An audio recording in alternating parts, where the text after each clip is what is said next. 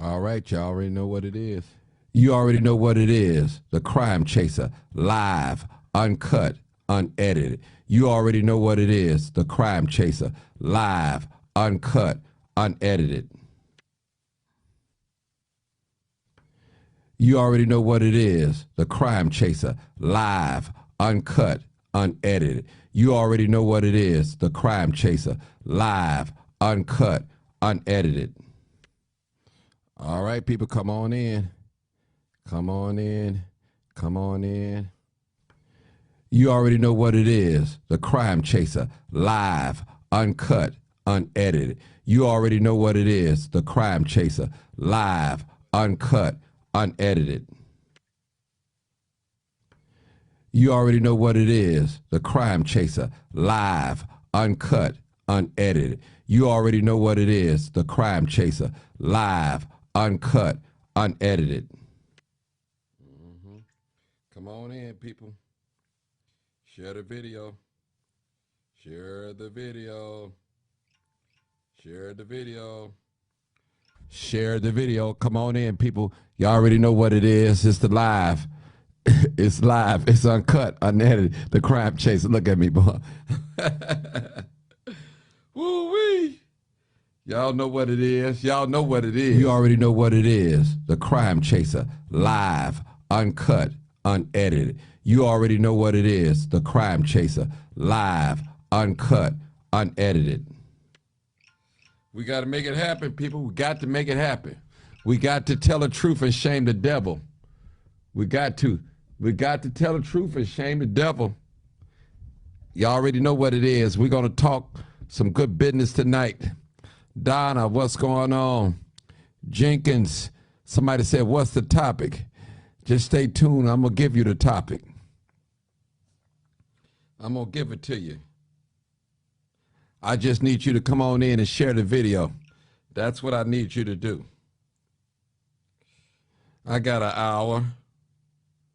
I'm sharing the video right now in my groups and stuff, and live, uncut, unedited, people.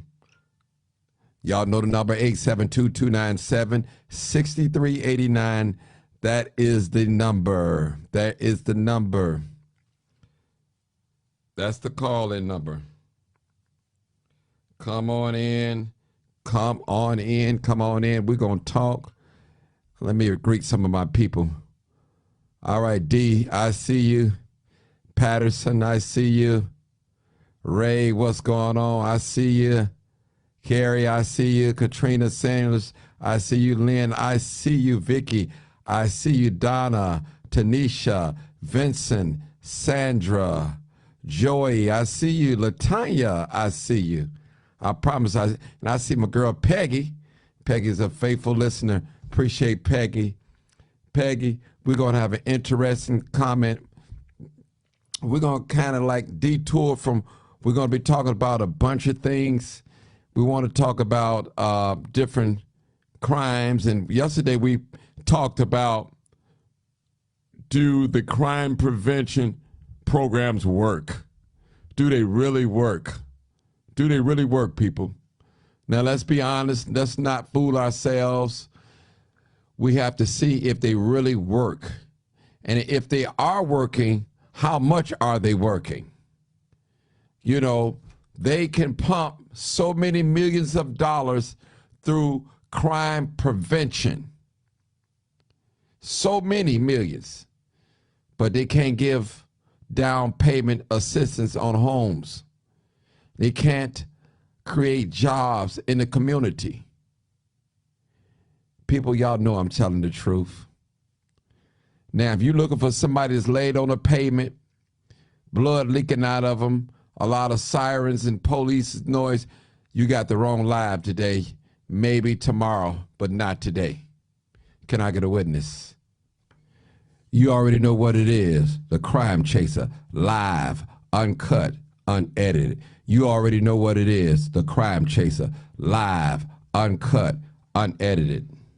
Oh, Jamila, okay, I saw you at the gas station. Yeah, in Indiana, yes, yes, yes. I said, Smith, I'm here. I see you. Miss Kimberly, Dion, what's going on? Is that Kanika? Rogers, I see you. Bertha, I see you. I see you. I see you. I see you. I see you. All right, people, we're going to pick it back last night. It was a great conversation. We talked about the crime prevention programs that we have here. Do they really work? Do they really work?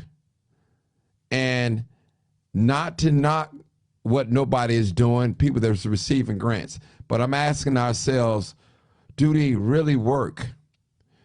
Is it a balance? Do we see more people committing crime or less people committing crime because of the crime prevention programs that we have here in the city of Chicago or in the United States, rather? All right, we got one person coming on in, my favorite, Dr. Sanders. All right. Come on, talk to us, Dr. Sanders. Dr. Sanders. How are you? Yes, How are you? great. Before, okay, great. Let me before you start saying something, let me get my introduction because I'm gonna start recording. You already know what it is. The Crime Chaser, live, uncut, unedited. You already know what it is. The Crime Chaser, live, uncut, unedited. All right, I started my recording. Okay, Dr. Sanders, I remember we had a talk about a year ago, maybe 2 years. We talking about the different grants. That remember you was saying something about how to get grants and things like that. We're still on the subject, but we're going to piggyback what we talked about last night with the violence prevention programs. Now, you as a parent, you as a grandparent, you have a teenage son, just been accepted in so many different colleges, scholarship, full ride. So I know you more than well qualified to talk about. Now, you got that rattle in the background. Don't give me that. You've been getting me the last couple of days now. It's just paper. Okay, hold on. All right. All right, because I can hear it. I can hear it. Yeah, I know, yeah. I can hear it. Okay. Carrie, I see you. Okay, go ahead, Dr. Sanders. What you want to say? Michelle, I see you. Well, Jamila. Okay, I got another. Hold on, Dr. Sanders. I got another person coming in. I'm quite sure you know him too as well. Okay, brother, I'm going to merge you in. I'm going to let Dr. Sanders talk first, then I'm going to let you come on, okay? Hold on, brother. Hold on, Dr. Sanders. Let me get everybody. Okay, go ahead, Dr. Sanders. Go ahead. Well, when you talk about these programs, a lot of these programs does have backing from corporations, such as Walmart, such as Target, such as Fannie Mae, Sallie Mae. They all have different community programs. But a lot of them they're focused on actually doing the work. So it's not that you do the work the time you get the grant. You got to already be doing it. Take, for instance, Michael Flager. He literally, of course, he's under the Catholic Archdiocese, but he's able to apply to get different grants for different programs. It's not sitting up writing something. It's going into the databases of the corporations in order to apply for them. And it's supposed to work. But it's normally for those who are really driven, not just to get the grant, just to say, I got a grant. You got to be compassionate. I was trained under the late Mother Consuela York to do prison ministry training at Cook County Jail. And I learned a lot from her because her church had plenty of donations flowing in. Matter of fact, the man, for what the testimony said, that killed her husband, she went back into the prison to minister to that particular inmate, which they loved her for. It depends on the people that are overseeing the grant. Who are overseeing the program. Are they ministry driven to the heart? And I'm not talking about church only, because ministry doesn't have to be in the four corners of a wall of a building. Dr. Sanders, let me ask you a question, though. In your opinion, do they work or are they working? Is it a slow process? What is it? Slow process, very slow. Because I recall my friend David McCaskill, who was over the men's program at Chicago Urban League years ago. He was able to win a lot of men to change their life, to understand who they are. They were funded. Chicago Urban League was funded. They were funded for that grant. Okay. And it was pulling some of the men off the street. Some of the boys was off the street. All right. Some of the churches, not all of them are effective in ministry, but they'll get the grant. Oh, okay. But they don't know how to really use it. So when you get someone such as yourself, if I was to apply through Redeemed Fellowship a grant, and I know that you are passion driven to reach those criminals, then I would hire you as the director that pays, because that fee, that money, the salary is in that grant of how you do it. So when you do a program, you've got to have the funding, but you got to have the workers, and what are you using the money for? Hold it right So there. and you have to do. Hold it right there, Doc. My last caller. Go ahead, Pooh. Go ahead. You know what? I appreciate you having this on for the second day. I didn't get a chance to come on yesterday, but a lot of times you have these people on here to come on and talk about some of the stuff that you're putting out on the subject for the day. Most of them don't have a clue of what they're talking about. Most of them don't. Okay, hold on, brother. Instance, Hold that thought. Let me bring another person in. I can at least have three of you guys. Okay, hold on, young lady. Hold on. Merge. Okay, go ahead, Pooh. Go ahead. You know, Go ahead, a lot of them are clueless of what's going on out there in the field. You know why? Because they're not out there in the field. And let me say this. A lot of these pastors and preachers, to me, they're just like politicians. Mm-hmm. That's the way they are, and that's the way I look at them. You got a lot of these guys out there, they got violent prevention programs. Guess what they're doing with the money? Buying cars, taking trips, whatever, going to the casino, and that's what they're doing with the money. Well, let me ask They're you. not doing anything else. Let me ask you a question. Nothing else. Let me ask you a question. Okay, with these violent prevention programs, now take it like me. I don't work under a grant. I'm not under a 501c. Now, I may be doing the work, but I don't have the paperwork. In other words, I'm not a non-for-profit. Like Dr. Sanders said, that she said she would take a person like me that's passionate driven. So it's those, now we talk about these people. Okay, I got one more person to bring in. Hold on, people, hold on. Hold on, caller. All right. All right, that's complete our panel. I got 4 people on. I'm not taking no more than 4. So listen, so maybe it's the preachers and the pastors that got their paperwork together that's getting it.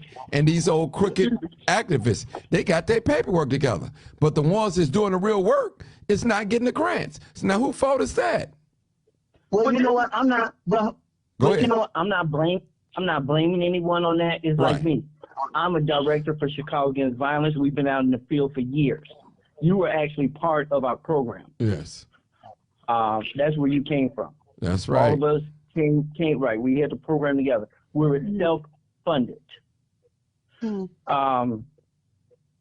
So that's what I'm talking about, because you know these violent prevention programs out there that's right now. What they could be doing is they could be up at the high schools, they could be at the grammar schools, when the kids go to school, when the kids get out, they could be in the park.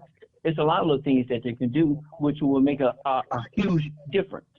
But a lot of them are not willing to work with CPD, which I know for a fact is not, I'm just speaking off the top of my head, it's a fact.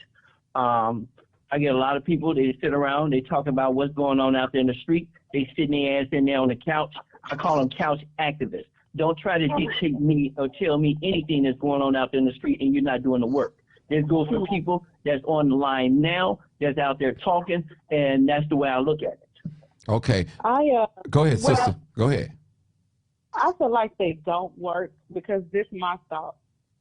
Your parents are your first teacher, so if I'm combative towards my parent and disrespectful and don't want to listen to them and I'm in their house, regardless of what kind of mother or father you may have, respect goes a long way. Because when I was growing up, it was a lot of kids' parents that was on drugs that wasn't there, but they still respected them because they was pushed on. A kid that's disrespectful don't respect anyone. when it comes to people trying to mentor a lot of troubled kids, these people have issues in their own home too. You just can't take someone else's issues and make them all your own. It's some people out here like yourself that's passionate about everything you do. And it's very few that's not looking for any monetary gain. They're just passionate because it comes from the heart. But a lot of these kids don't want to listen.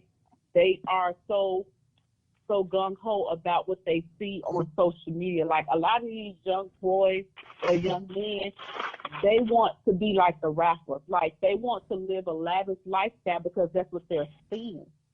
So you can sit and talk to them and say, you know what's meant for you will be, you know, you work hard, you get educated, or you find a trade. They're not trying to hear that because all they're thinking about is materialistic things. As far as like Father Flager, I like the things he's doing, but you got to look at it. He's a white man before he's anything. So of course they're going to give him the grant automatically. You got to look at race first. And I'm not saying he's not a great person. I'm not saying it's hard to be a great person. It's just that you got to look at race first. Okay. Well, Okay. now let me say this. When the young man Tashawn Lee was killed, if you remember that, in Arbor Gresham, I reached out to Father Flager. We're dealing with my son. Now, let me say this. When I emailed him about what the school cadre sub did to violate the children's rights and ability to learn music, he told me this.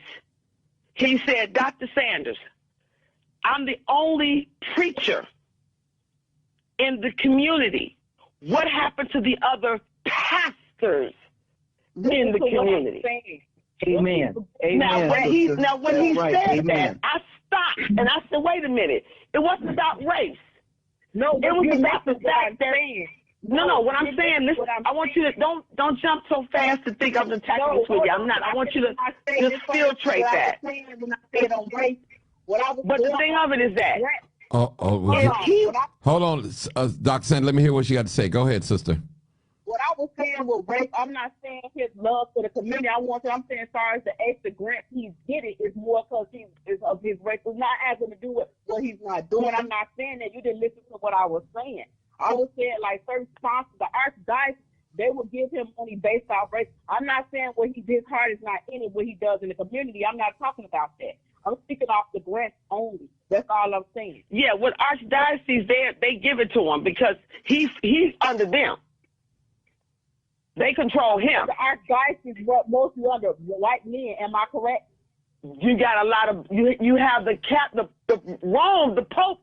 Rome owns the world. Thank you. Let me throw it out there to you. Rome owns the world. But when you stop, but the Catholic Archdiocese, I grew up in a Catholic school. When they get the funding, they disperse it. I'm not Catholicism. They disperse funding. But it depends on who is going to actively do it. Because when you look at it, you have some black churches that could qualify. But as the brother said, a lot of our people. Excuse me, ladies. You know what? Let's try to stay and focus on these neighborhood activists. We're not talking about the archdiocese or none of that. No, you missed what I'm making a point. Our black churches have to become involved. We become involved. I'm a pastor's wife. We become involved. And you think it's not hard for me to get a grant? Yes, it is. I know I've got the 501c3. I know how this stuff runs. But I had to go through the state of Illinois to get training. So when it comes to us wanting to get a building and things to be able to activate these programs, we can do it. But a lot of denominations can't get it. Some are fortunate to get 10,000. Some are fortunate to get 50,000. Some may be fortunate to get 100. But you got to have people that have a passion, period. Because murder is just not in the black community, it's all over. That's very true.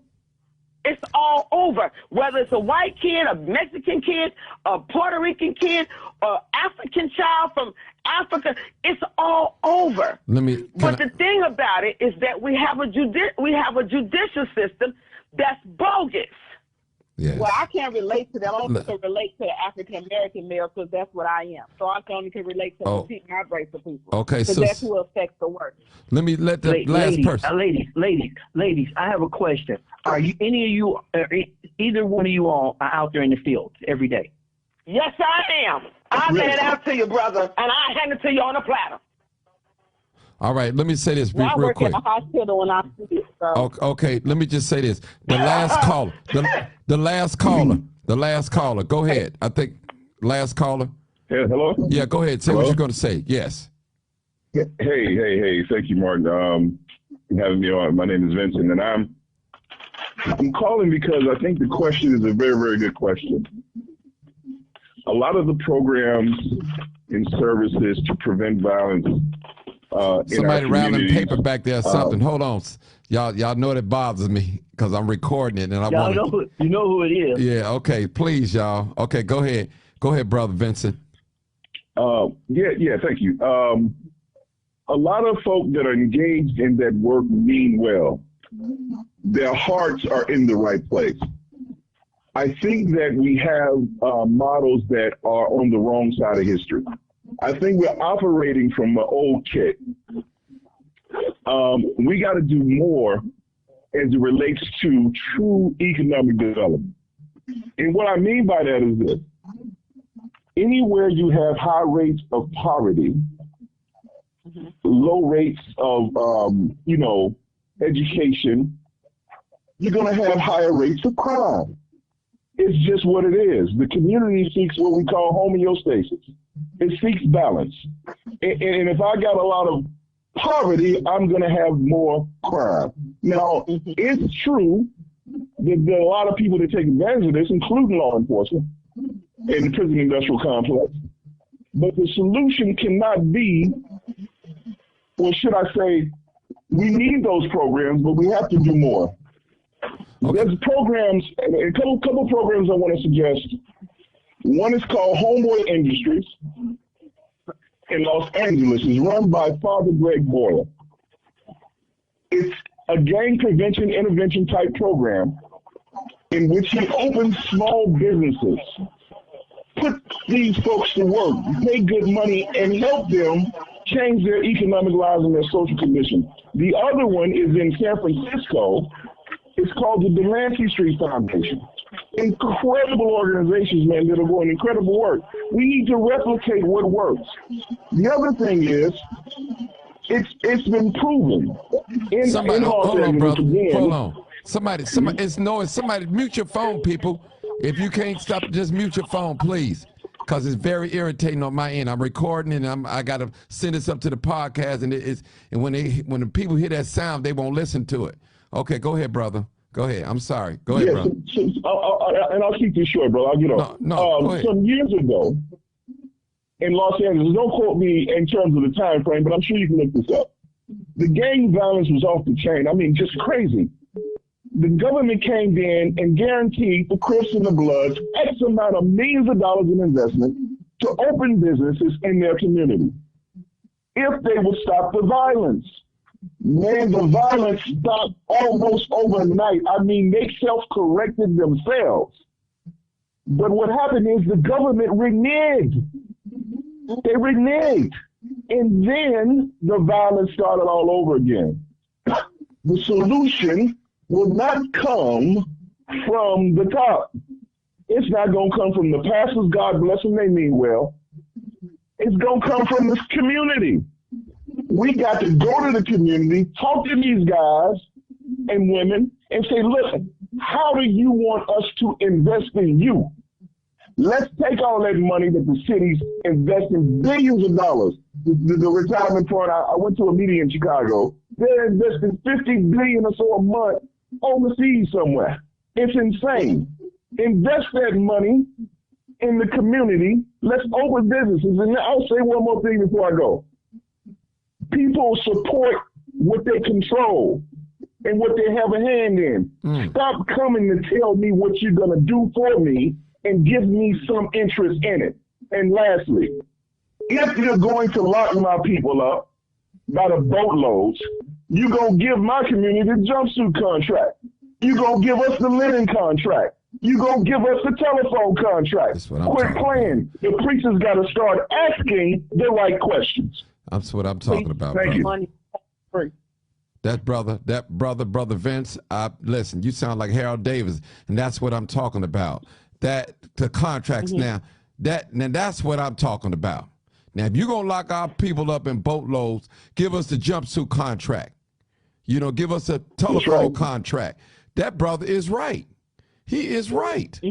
We'll see how many people they lock up by the boatload then when we start getting these contracts and stuff like that. And what we're talking about, people, when you have a contract with the prison system, they can only deal with you. Whatever your price is, they have to pay it.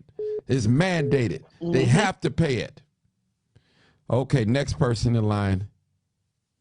Who want to talk? Who want to say something? It was something he stated. He was saying that, they promised to give the kids X amount of money if they stop the violence, right? Right. So it's like, do a person really got to say to two grown men or two young adults, knowing what is wrong, that is wrong, to stop killing each other? Like, somebody got to tell us what's right from wrong. Hold on, sister. Is Brother Vince still here? He probably hung up. I'm still here. Okay, Doc, I just want to know before I take it up. Stay here. Okay, because I can only take 4. Go ahead, sister. I'll just call you. You're going to have to wait. I understand what he was saying, but it comes to self-pride. It comes to racial pride. Every other race has pride. We should have it too. Some of us do have it. And then it starts in, like he said, we need to go out in the community, but it starts where you live at. Like when you take care of where you live at, that's throughout the city of Chicago. If parents teach their kids, you take care of where you live at, it ain't about money sometimes, because money came by respect. It's about being appreciative of where you live at, having self-respect, teaching themselves self-love, teaching them self-love. And so that starts at home. Everything starts totally at home. Teaching your kids Black pride, love themselves, that they don't have to find love in materialistic things. It's all about self-love first, so they go out in the world. Pooh, I want to ask you a question. You still there, Pooh, right? Pooh. Hey, Pooh, you still there? Hey. I don't know if he's still here. I could take one more. I thought he must have dropped off. Hold on, people. I could take one more caller. Hold on, caller. Hold on.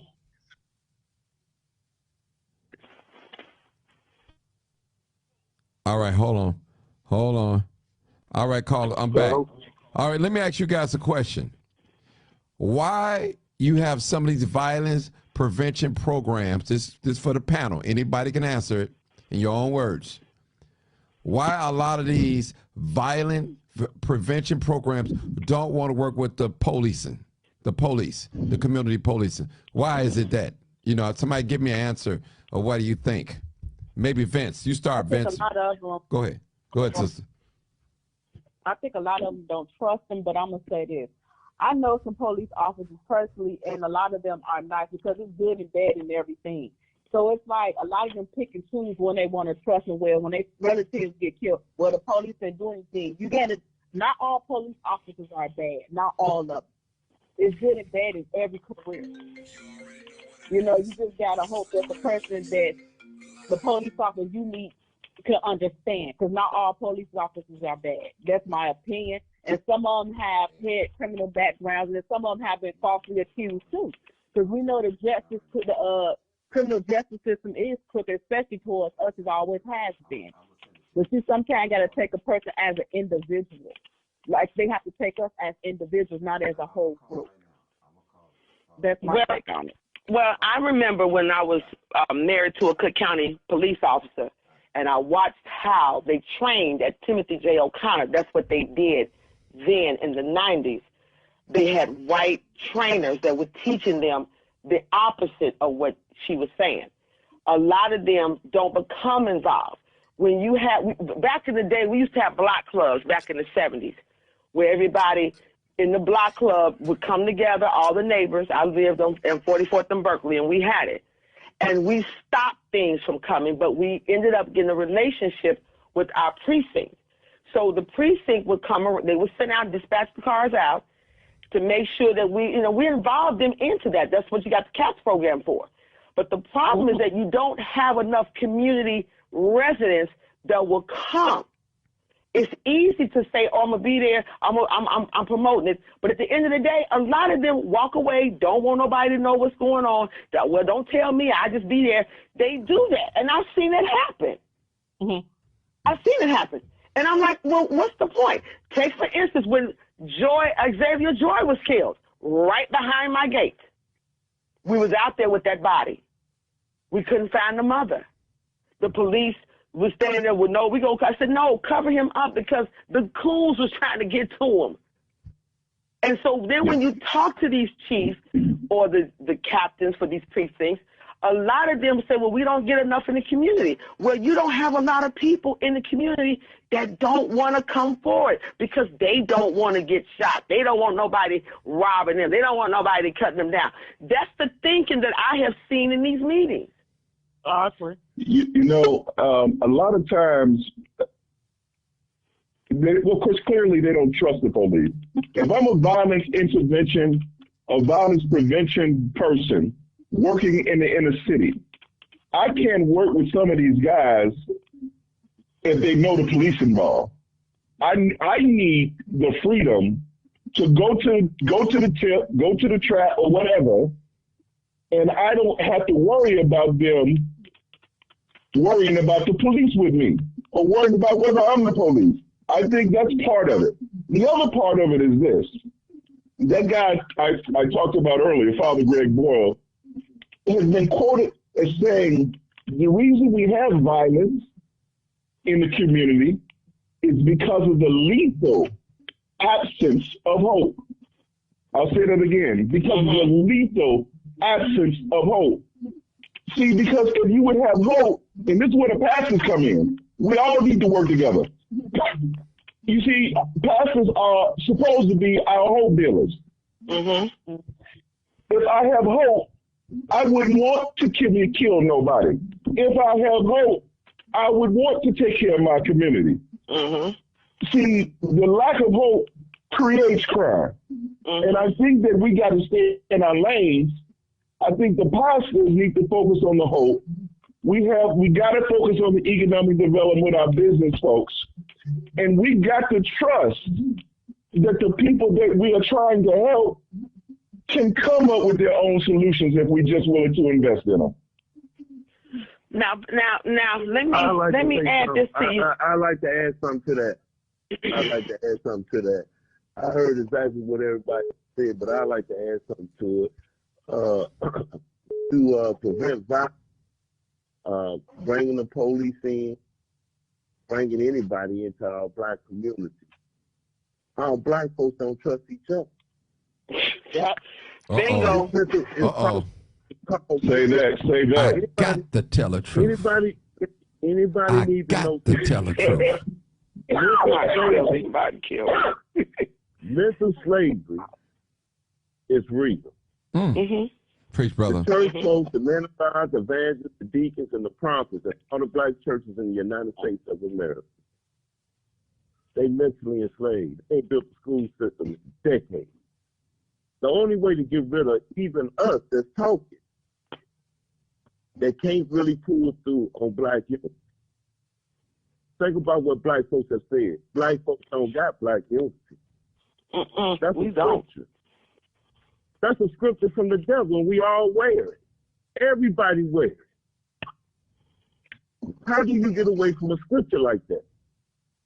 Pre-K through Black University. I keep coming on Martin's show saying, I can't change my son if he want to be bad. I can't change my daughter if she want to be bad.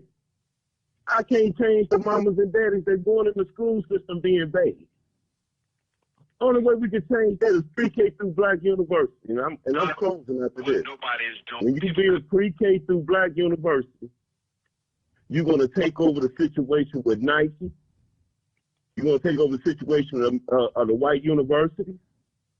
You're going to take over a situation with a pre-K, with a black little boy and a black little girl to see a plaque on a pre-K wall saying black folks got unity. Brother. They'll know right then and there how we was meant to be enslaved. The only problem I have... We'll put a plaque on the top of that plaque say black folks got unity. Brother. That's why you walking around in the school system today. Brother. You got to remember, black folks can't put a system to our color.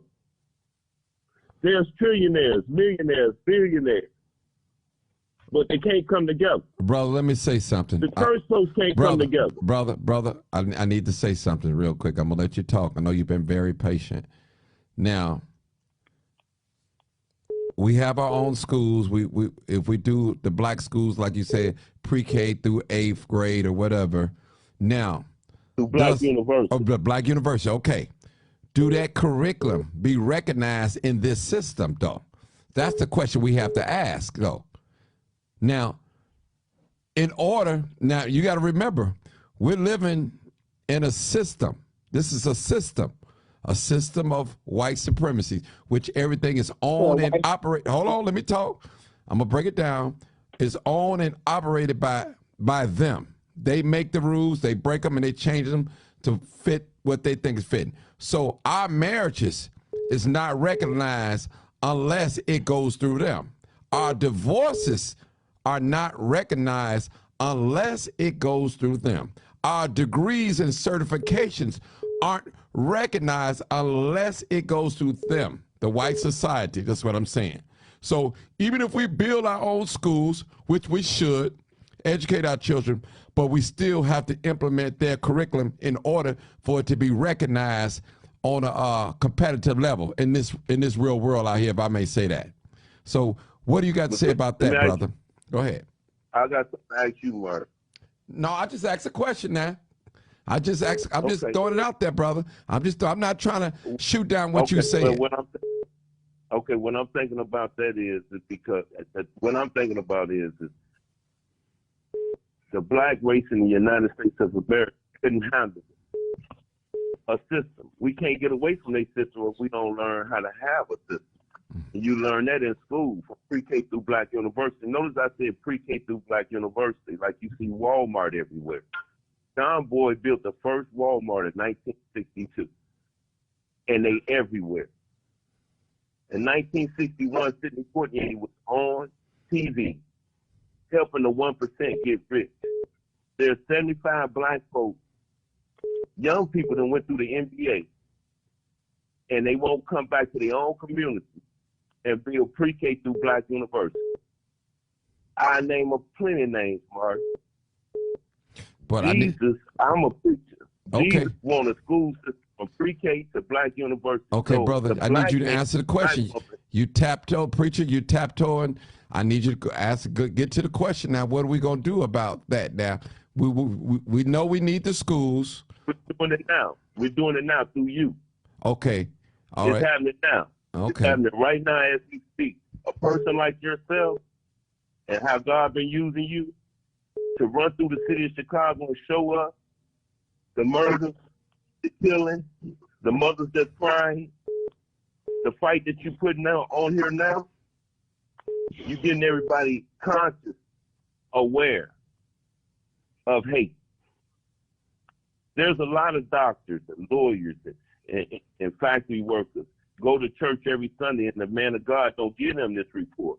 You're doing way better than the man of God. You fighting for your race of people, Mark. True. You know what I'm saying? You heighten awareness. Look at all these people and what they saying, black people are saying right here. It's going to change for our children's children. They're going to have their own school system.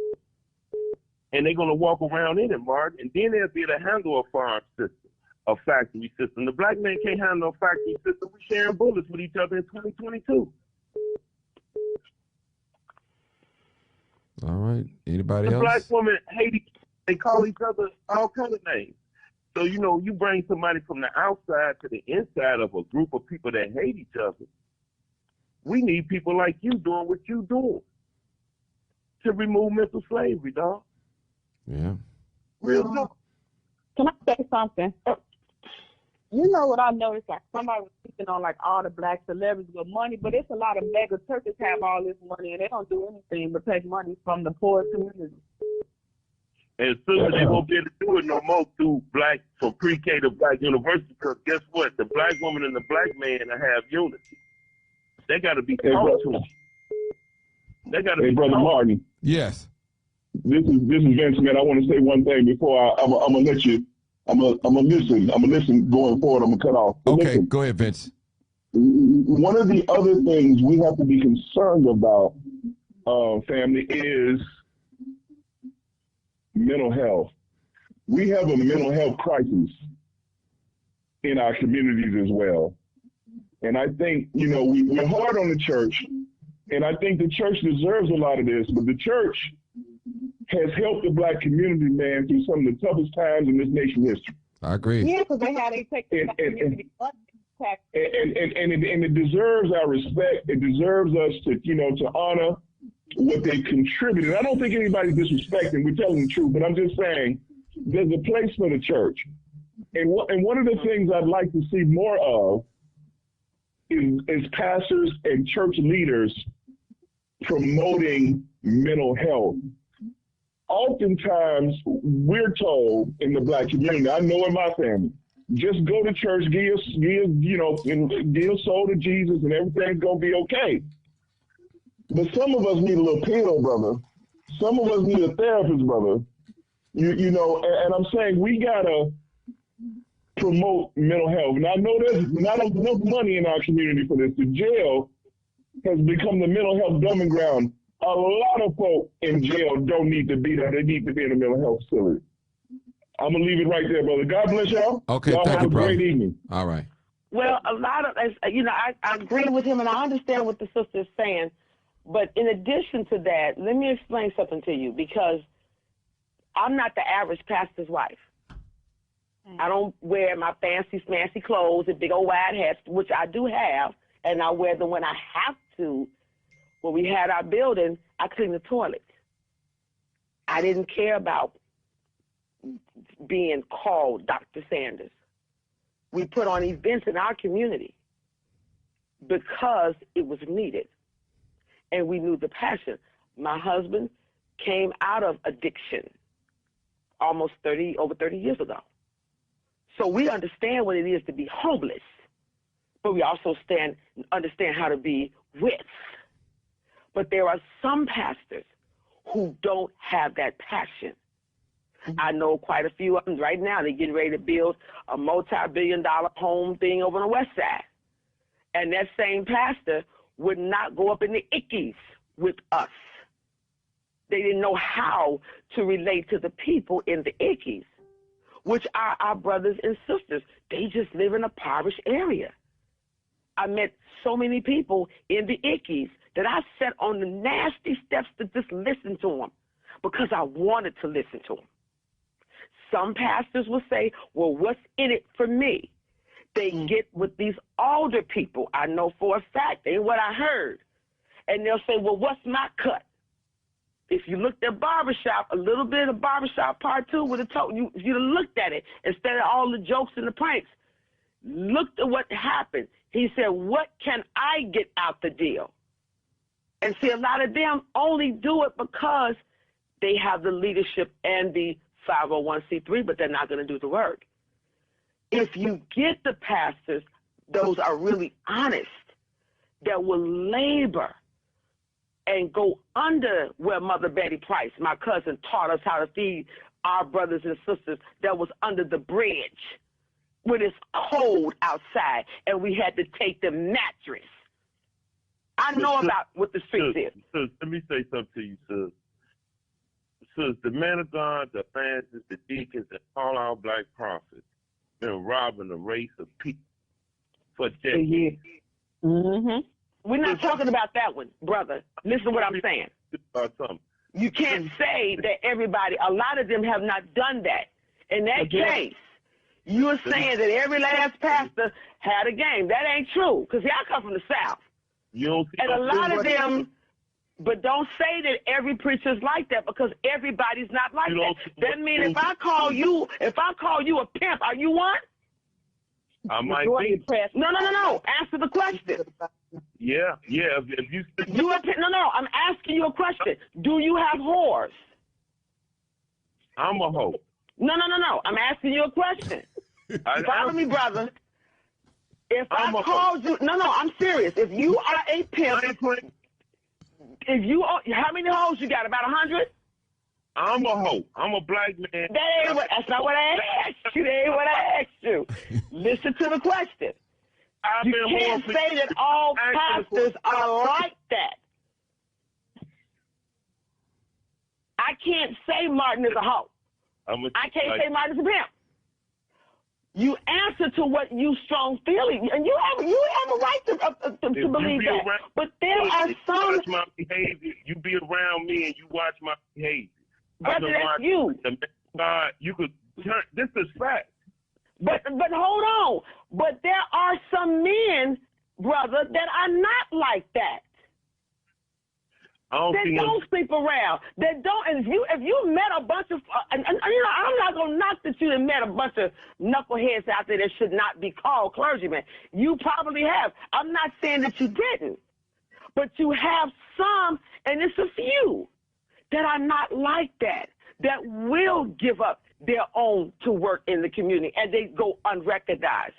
You can't say everybody is a hoe. That's not true. You ain't know something. I know now. You want to talk about hoes.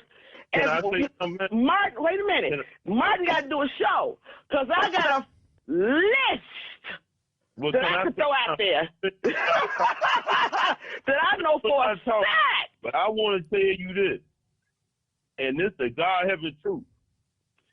All of them thieves. Every one of them in there is a thief. Why you say that, brother? Okay, so let me Trina, let him talk. Let him talk, Trina. Let's see what he got to say. I want to hear what he got to say. Because he said my husband is one. So let me get him on the phone since he said my husband is one. Hey, all of them thieves. Been thieves. Okay, so he said that. So Pastor Sanders, this man on the phone say he's a thief. Martin, that's the problem. The man of God, the deacon Martin. Yeah. The problem. What I steal from you? Let him talk, Brother Pastor Sanders. Go ahead, brother, talk. I'm gonna tell you like this, Martin. None of them want you to talk, but I'm gonna say what I got to say. All of them thieves. Every last one of them is a thief. I need you to tell me why they and how they thieves. Yes, he should. Yeah.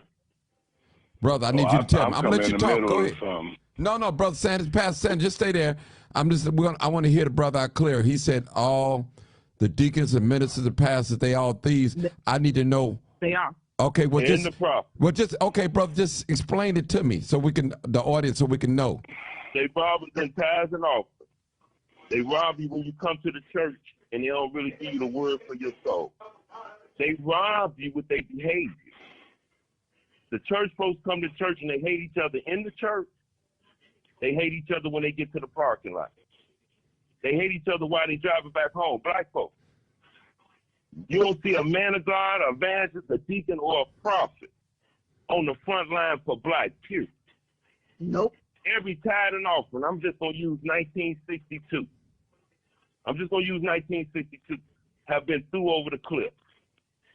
Martin Luther King was in the church. He was in politics. And he was on the front line for black. I'm trying to tell you, none of these men of God, evangelists and teachers and prophets, they love being bowed down to when they come into church. But they got to deal with Jesus that don't sleep nor slumber. If anybody get this message, anybody hear this message on Martin tonight, check these ministers, men of God, out of what they've been doing. They worse than the Democrats and the Republicans. Yep. They mentally enslaved, Martin. Black folks, I'm mentally enslaved, Martin. I went to Westinghouse High School. They never talked about a school system. You got principals out here, doctors out here that go to church. Hold that, brother. Hold that thought, brother. I got one more caller coming in. Okay, caller, can you hold? Okay, brother, go ahead. Finish talking. Coming to church, let's come together with a black agenda. They love quoting David. They love quoting Matthew. They love quoting Peter. They love going to get the woman with the issue of blood and a black woman in the same community is bleeding because she's been kidnapped. They all crooks, man. Yep. But they got to die, though. They all got to die like we got to die. And they going to be black all day. So they don't never put black unity in the church. Let me ask you a question. So you saying all the black ministers, preachers, and deacons, and all of them wrong? Every last one of them, even one that's thinking about being one. Brother, you now I can't agree with you on that one. Now, God got somebody that's right now, brother. Come on now, you just we ain't found one yet. They all dying, Mark. Well, you haven't met all of them yet, brother. You haven't met them all. Man, you can't listen. You can't. Let me just say this. Let me just say I don't see them doing no groundwork like you doing. Yeah. Well, you know what? You got a black agenda. I know. Let me just say this. Let me just say this for the black preachers in their defense. A lot of black preachers do a lot of great things. You just don't see, and they go unrecognized. You know, I've talked to a lot of black ministers that's doing great things. They doing funerals for people. They counseling people. They're not robbing them and anything. You know, they're helping people when they're in need. It's more than just standing out on the front line. You got some preachers, they have a jail ministry. You have some ministers, they have a hospital ministry. You have some preachers that have a grieving ministry. Then you have some preachers. None of those ministries that you're talking about, I'm being honest with you, they all crooks. They should have something for when a brother get out of penitentiary, he can go into his own factory system. I'm going to tell you something, man, into a black man factory system, man. I'm telling you, all of them crooks, Mark. All of them crooks. You don't see no school system out of none of the tithes and offering. They came from black folks that work hard. God gave black folks that money that hear the scripture, and they take the tithes and offering and throw it over the cliff. All of them crooks. I don't care if they go in the hospital and pray on my dad like they did. And I look over my shoulder, and 3 or 4 of my guys in the neighborhood out west and got their brains blew out, and their mama been going to the church 22 years. And he charging them for the funeral. Man, go on with that. They all wrong. You gonna see some new man of God, evangelists, deacons, and prophets when their school get built, pre-K through black university. They all gonna have guns on them too. Cause they ain't gonna have no felony cases. They ain't gonna have no misdemeanors. The jail cell ain't gonna be packed, Mark. Pre-K through black university. The black man and the black woman that know how to use money as a tool. You can't throw no commercial together and black folks get unity. And the man of God and the evangelist, they come on every live broadcasting, Mark, stealing money. They've been stealing money for years from our race of people. My grandmama been going to the church 30 years and working at a job over 36 years. Uncle Sam takes money out of her check, and the man of God takes the tithes and offerings. And then when we need help, he got the church doors locked. The deacons and evangelists and all the prophets gone. Okay, hold that thought, brother. Hold that thought. The last call, I just set your call. What you have to say about this? What's going on? This Kevin, man. What up, Kevin? Come on. What's up, brother? Come on, talk. Man, look here, man. I'm not going to play with none of these people out here, man. These churches is crooked. I'm going to start with the churches first, man. It's a church in every neighborhood in Chicago. Yes. What neighborhood benefited from any of these churches? None. They don't come out unless it's a publicity stunt. Man, let me talk. Let me don't talk over me. I'm gonna be respectful. Don't talk over me. Let me put my point out here. Because I'm out here in the trenches. I'm one of them people that got them violence prevention things going on. Yes, I'm one of them. And we don't get no help from the church, man. They could care less unless they could get some publicity out of it. Or you happen to go to that church or whatever. You don't see them out here every day in the trenches or doing that. Now, I'm not going to say all pastors. I ain't going to go as far as the brothers do. But majority of them are not right, man. They collect. How you going to collect money from poor people? They got to pay taxes on this money, and you don't have to pay taxes on nothing. How you going to do that? Man, I'm on these churches or whatever, because I don't want it, because that's a sticky subject. It is what it is. But them violence prevention you saying about these police too? Yes. Them police ain't trying to help nobody out here. If they stop crying, you stopping their money. It's all about the money. It's all about the money with the churches. It's all about the money with the police. That's why these battle positions. I would never put my organization with the police, man. I would never, because they don't do nothing. They still haven't solved my son murder. I'm not trying to hear nothing they talking about. They don't do their job. They don't care. Because if you stop crime, right, you're gonna have to lay off some of these police. They ain't trying to lay them off, man. They're a big ass gang. Why would I associate myself with a gang? That's why violent organizations don't want to have nothing to do with the police, because we know exactly what the police are. We know what these churches are. You trying to help us? You got Cory Booker sitting up here in this church for 100 and some days to collect $30 million. What are you gonna do with that? I bet you don't see. This is the third time he done did this. What he did with the last one? What he do with the last one? Now he up here to collect some more money. What he gonna do with that? Let the brother talk. Go ahead, Kevin. Go ahead. What he gonna do with that? I need to see where that last money went to. Now he up there got all these people coming up here giving him all this money. Bro, he's not gonna do nothing with his. Look at his neighborhood. Look where his church at. Ain't nothing fixed over there. They said he get killed over there. He ain't built a community center. He ain't did nothing over there with these millions of dollars he collected every time he get low on his money. So he got to go sit on the roof and collect the money that he don't have to pay taxes on. He don't have to do nothing with, because he gonna say this in the name of God. I'm not trying to hear none of that. The politics, the police, and these preachers in Chicago, they all some type of way work together, man, and all of them is crooked. That's why we got all these kids getting killed in these streets. We got all this violence going on because they not out here trying to stop nothing. If you get out here and you put action to the words that you practicing every Sunday to get this money out these poor folks, so you can live good, so you don't have to pay, so you don't have to go to work and pay rent, so you can go. So all you got to do is come out here and tell a speech on Sunday, and all your bills paid for the next 2-3 months.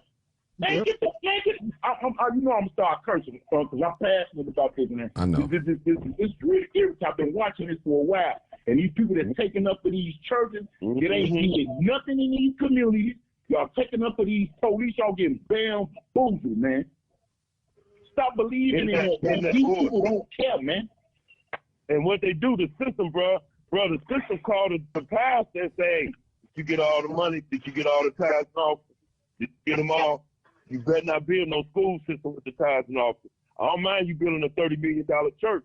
I don't mind you even walking in the pool asking for a $30 million plane. You better not take the doctor's money. You better not take the school teacher's money. You better not take the registered nurse money. You better not take the factory workers' money. You better not take none of them black folks' money and build a school system. Pre-K through black university. Thank you. See, it ain't happening in the NBA. Thank you, bro. See, it ain't happening in the NFL. You see, ain't none of the actors doing it. They need to go on his church roof and ask this man what he's finna do with this money. That's what I want to know. You sitting up here getting millions of dollars. This is the third or fourth time I've seen you do this.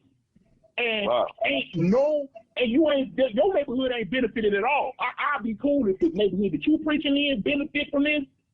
It ain't benefiting at all. My nephew was over there. My nephew from over there got killed. His friend steady getting killed. What are you doing for these kids and for these people that can't pay their bills and all that, other than, man, you need to give me some money because God said you're supposed to give me. Man, stop using God, man. Y'all, the pastors and what you got to say about that? What you say? What you got to say about what you just said? Well, listen, y'all know I'm a spiritual brother. I got a whole lot to say about that. I know how the game go. I was a part of it, so I know how it works, brother. You know, I'm just going to say this. I know Cory Brooks personally. I know Father Pfleger personally, and I love them brothers. But do I agree with everything they do? I say no.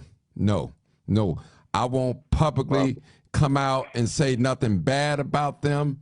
You know, I won't do that.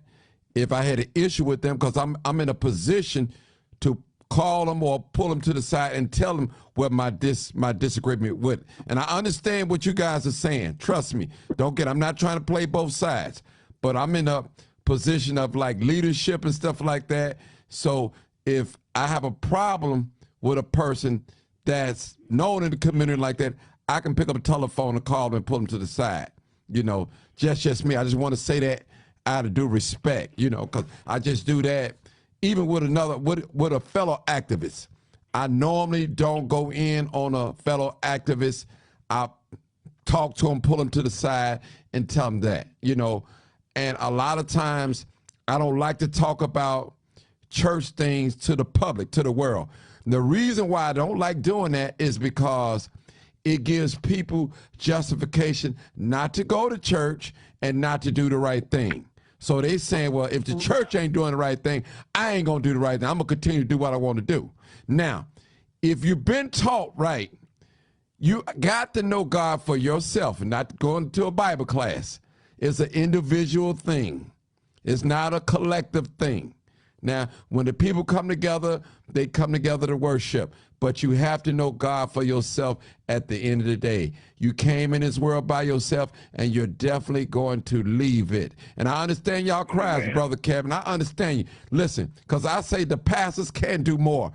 I blame the pastors on everything that's going on in this world, period. That's me, personally, because they hold the key, the truth. They reach the people. Anytime white society had a problem with black people, they will go to the pastors in the community. They will always go to the pastor. Even right now today, they do that. Al Sharpton, when they have a problem, they call him. Well, they're riding, they call Al Sharpton in. If they have a problem, if they want to get elected, they go to these major preachers' churches and sit down and got the talk. Willie Lynch tip in them. Right, they right. I'm just telling the truth, brother. With the Willie Lynch tip in them. So I'm telling the truth, and I understand, brother, because just like Inglewood. Now, Inglewood have over 250 churches, Kevin, 250. Wow. Now, look at Inglewood. Full of drugs, full of poverty, full of prostitution, gang banging, murder, drug sales, everything. And I'm just telling you, people. Hey, I don't mean to cut you off. You know, I got the utmost respect for you. You ain't never showed me nothing but love since we first hooked up together, bro. But I disagree with you on one thing. Go ahead. They need to be exposed. Yeah. Okay. Hold on, brother. You right. Hold on, brother Kevin. I can't sit back and watch nobody bamboozle my people. Okay, brother Kevin. Year after year, decade after decade. Brother Kevin. And not say that. You're right, brother Kevin. You one of the realest people I've ever met in my life. So, brother Kevin. That's just one. I gotta disagree with you on that. Okay, brother Kevin. I said you're right, but I said this is the way I handle things. I mean, I know Corey Brooks personally. I know Father Pfleger personally. If I have a beef with them, I would take it up privately with them, not on the air right now. That's what I'm saying.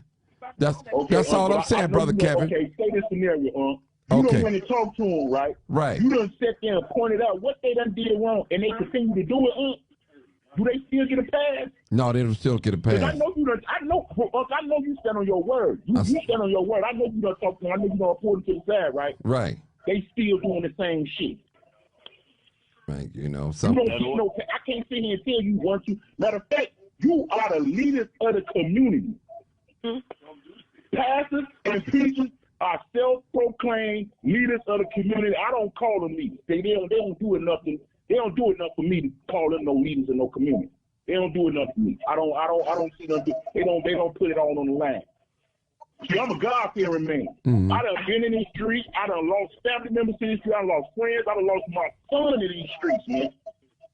I know what it takes, man. If you a leader, you got to be out there on the front line every day. Not when something hit the news.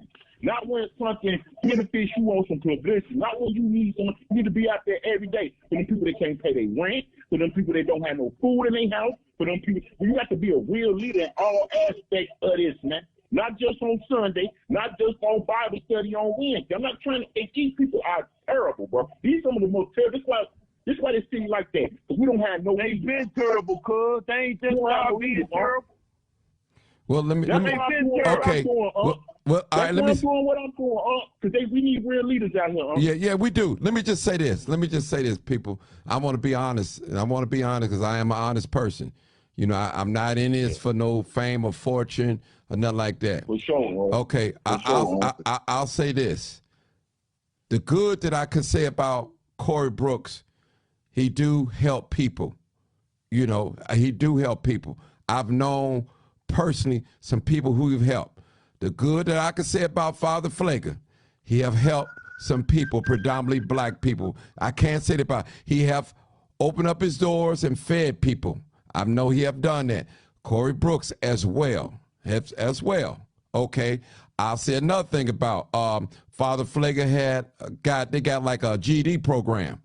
Then Father Pfleger had a program with helping people get jobs and skill training. That work. I know somebody right now that is on the job making big money because of Father Pfleger. Then I'll go back to Corey Brooks. Corey Brooks had the same training program in his center.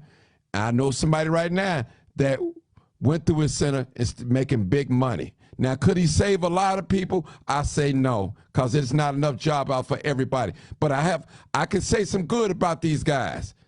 Am I a member of their church? No. Would I ever be a member of their church? No. I'm just telling you that. You know, I'm being honest, Kevin. But I can't say this. I rock with you. I rock with you 100%. Right. So I'm gonna listen to you. Right. So I can say that about those two gentlemen. Another thing I can say publicly, that they don't get along with each other. That I can't say publicly. You know, they don't. Who would? Right. I mean, because all the preachers are different. But the thing that I'm saying, Martin, and I'm going to say this, and I'm going to stand on it, and I'm done with that. All preachers don't do that. Because what you said can make me call a lawyer right now and file false charges against my husband because of what one person say, and it's not true. You can't say that about everybody. Now, a lot of ministers, you all can listen. Let me tell you something. The one thing I want you to do, respect me like I respect you, is I'm not one of these women in the street. Understand? I have an opinion too, and I have experience, and I've seen some. What I've seen, you have not had the opportunity to see. Instead of listening to what I'm saying as a sister, a mother, and a grandmother, I didn't just get here yesterday. A lot of people were hurt in the church. A lot of people experienced it. I can talk about that. I know some that are nasty. I know some that had babies. I know some that have trails of wives. But there are some that go unknown or unnoticed that nobody talk about, that actually is in the community. They don't need your cell phone to tell you, well, I'm going to prove to you something. They ain't got to prove nothing to you. You find the perfect man. The Bible says that. There are some, don't jump, brother. Brother, don't jump because you're not listening. Let her talk. You're not listening, okay? I'm glad you said that. Let her talk. I'll give you a chance to talk. Go ahead, sister. Go ahead, sister. There are some. When farmers, you remember, Martin, when farmers was over here? Yeah, I remember. On Thanksgiving, we didn't tell them we were going to come by. I told Pastor, along with the members, I said, let's go and bless one of the stores that have our people working on Thanksgiving. It's on Facebook. We didn't publicize it on the television. We did it from our heart. Jesus was not one that needed a band or needed a camera. There are some that do it from the heart that are not crooks and con artists. And there's been people that have been damaged. I understand that wholeheartedly. I ran a shelter. I know a pastor on the South Side that was screwing the women. And I told him, you're wrong. You're propositioning these women. You're raping them. Don't think Martin will tell you I come after leaders. That's True. what you don't know about me. True. Before you judge me and call me in your mind a bee, a hoe, or she went, check yourself in your mind and your thinking. No, Sometimes people have the wrong concept. We voluntarily gave turkeys. I deboned 3 turkeys. We made dinners for them. Took it over there. They said, thank you. We didn't even, we was trying to figure out if we're going to have bologna sandwiches. But we chose that day to do that. Would you and your we do husband that. We're getting ready to do. Let me tell you something. Since you want to brag on that, sister. Let me tell you something. You know what I did on Thanksgiving? I gave out turkeys. I gave out clothes. You know what I did on Christmas? I went and gave out food. I went and gave out clothes. I did all that. I ain't no black. See, what you doing is bragging on it. You trying to. No, I'm not bragging, brother. That's not bragging. That's not bragging. If you, whatever preacher hurts you, don't take that out on me. Then you need to go deal with the ones that hurt you. You don't make me pay. A woman pay for some other preacher that done something to you. You go back to the men and you tell them you wronged me. That's what you do. You don't fight a woman. I'm going to fight you because of what they did. That don't make no sense. Who disrespected you, sister? You're not listening. But you're saying somebody said that we did get hurt. But I didn't hurt you. I didn't hurt you. My husband didn't hurt you. The others that are not crooked and crazy didn't do it. The ones that you saw, my former pastor was very controlled. Was very controlled. And he messed up in a lot of areas. And guess what? My home church is so jacked up now, they can't even fight for themselves.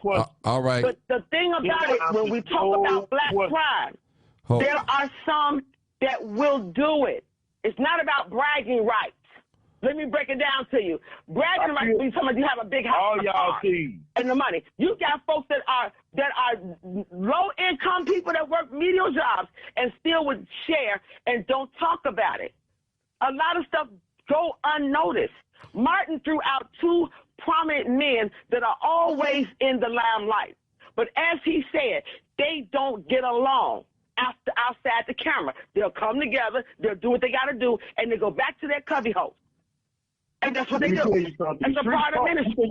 You think nobody know that? A lot of them, no, nobody said you didn't know that. Martin gave an illustration of what he said. So the thing of it is that the black crime, we're still trying to find who killed Xavier Joy. I'm still trying to find who killed my son. I'm trying to find who killed my son. That's what I'm trying to do. So my whole thing is that I'm trying to find out who killed my son. That's what I'm talking about. And guess what? Guess what? I have 5 boys. I'm trying to prevent other kids from getting killed. You know what my organization name is? Support the brand, save the base. Let me ask you something. Did you connect the kids out there? I'm trying to say, Dr. Sanders, do me a favor. Let him talk. I'm gonna let him hear. Brother Kevin, let me hear you talk. Go ahead. I'm told Dr. Sanders let you talk. Go ahead. I want to hear you talk. Go ahead, brother. Express yourself. You talking to me? Yeah, I'm talking to you. Yeah, go ahead. Oh yeah, I can't celebrate people that do the bare minimum just so you can look like you doing something. No, I don't get that. You there every Sunday? Why you ain't okay? If you there every Sunday asking for some money, why you not doing nothing every Sunday? Why it's not an event, a program, or something that you set up every Sunday? If you gonna come ask for my money, I need to see where it's going. This lady just said you don't got to prove nothing to me, but you can come get my money. Man, you better. That don't sound. I come from the street. That don't sound like a crime. I hope he's not going off on me because I didn't take his money. Right. Okay. I hope he ain't going off on me because okay. I feel about men. He don't know me. Brother. I don't need. Hey, Kevin. I'm going by what you say. Hold on, brother Kevin. You said out your mouth, I don't gotta prove nothing to you. Brother, you don't have to prove anything to me. You don't, because number one, I didn't create you. You don't have to prove anything to me. You don't owe that to me, all right, John. brother. Okay, hold up, brothers. Brothers, hold up. Sister, let me get this back, and I got to get this back on even ground now. Hold on now. We're enough talking about the church and the pastors. All right, now let's leave that alone. Let's get back to the subject, crime prevention. Okay, let's get back there. Don't get me started on that. Let's stay on that though, because I don't want no personal attacks on here. against nobody. You know. No, it's not gonna happen. Right. So I just. No, I ain't attacking you, sister. Oh no, I just you know. This is a platform. Hold on, y'all. Let's hold on. This is a platform where we all can speak. Hey, brother Cap, come on, man. Y'all got to respect the platform now. We need a little silence in there. Okay, we finna reel it back in. All you got to do is tell me to chill, huh? Just chill. That's all, brother. You're a man now. I ain't gonna treat you like no boy or nothing like that. I ain't gonna never disrespect you. You know I ain't that type. You never will, huh? Never will. I give everybody respect because I demand it. Yes, so, sir, you do. all right, let's do it. I need a favor from the panel here right now. Let's leave the church business alone, okay? Let's exit out the conversation. Okay, can we do that? Yes, sir. Can we do Yes, that? sir. Can I get a promise? All right, now. Yes, sir. All right. I just want, please, ain't nothing funny, brother. Just mute your phone, please, brother, because I'm not trying to. Okay. I'm not trying to go there, brother. All right. Trust me. We here for solutions. We here to talk. This is Black Talk. You listen. No other radio station or live gonna let you talk like this. No other activist gonna let you come on their platform and talk like this. They're not even gonna share you. They're not gonna share your video. And like Kevin said, only time you see some of these leaders is when the camera's out there. That's it. Yep. When the camera's gone, they gone. So that's true. I'm spreading love with y'all. I'm spreading love, you know. I'm spreading love with everybody so everybody can talk. I just want us to love on each other. We all have our different opinions about the church, the men and the women of God. That's cool. Now, let me ask y'all another question. Maybe I can ask y'all this question about violence prevention. Now, you guys, I'm going to start with Dr. Sanders first now. Do you believe that the police want to work with the violence prevention programs? No. I'm asking Dr. Sanders first. Then I'll let you guys go in that order. Yes, sir. Dr. Sanders, do you believe that the police really want to work with the violent prevention programs here in the city of Chicago? In your opinion, in your own words. I believe, for what my experience is and knowing these communities, some of them do, some of them don't, some of them won't. Good answer. Because like the young lady said earlier, I don't know if she's still there, she made a point. She said not all police officers are bad. A lot of them are not. There are some that I do know that do work with the communities. They do work with other, 501c3 organizations. And they do keep them enlightened, and they do train them. That's how I got to know that May is a big month for a lot of the gangs, because a lot of their people got killed or locked up, and they go straight to the grammar school to recruit and high school. Okay. It took the police department to tell me that in a session, several sessions, and I spoke with the captain. And some of them want to, but the only problem is, Martin, is that a lot of them, the residents, distrust, which was said earlier, and then there are some other factors that a lot of the residents don't want to be known. They want to be anonymous, and I can understand. Okay. And then thirdly, you have a lot of them that see the backwards of what the police do. So you have it's really, it's like a seesaw. You're going up and down, up and down, and up and down. So it could work if you had the right mindset, the right go-getters, the ones that are compassionate, even though they wear a badge. But you have a seesaw with that. Okay. Everybody else may have their own. Leave it right there, Dr. Sanders. Leave it right there. Okay, the other sister that's on the line, I need you to talk. Speak. You know what? I don't think they could, in a sense, because I always question, why are white police officers policing black neighborhoods? I always wondered that, why. Okay, that's your answer. I feel that Go ahead. They have to earn the trust. They have, and that starts all the way from the judicial system. All that stuff has to be worked out, because that's what all it leads to. So all that has to be worked out, and they have to earn our trust. Okay. And we have to speak on a lot of subjects that's going on. They can't be biased towards. Okay. That's my opinion on it. Okay, brothers. One of y'all brothers go first. Yeah. Here I am right here, man. I'm going to tell you right now, I don't trust none of them, period. But I'm quite sure all the white police officers would definitely be there. They would definitely participate so they could know exactly who they're going to murder, kill, and what the conversation is about. Just like all black marches. The white people going to get in that march and bust the march. And black folks as police officers, we don't hear them killing and killing and murdering and killing and murdering and killing. Notice that. Okay. It's a system they got. They got a system with paying attention to us, being close to us. Closest you can get to us, you can get information out of us. Okay, brother Kevin. Man, I'm glad y'all trying to be nice about this, but it ain't coming from here. Let me tell you something, man. Let me tell you something about these police, man. This is a game, man. We've been saying this to you, saying this to people forever. Because people in the street, like myself, when I was in the street, see, what's the thing, Unc? If you talk like a duck, if you quack like a duck, you a duck, right? You're a duck. That's exactly what the police is.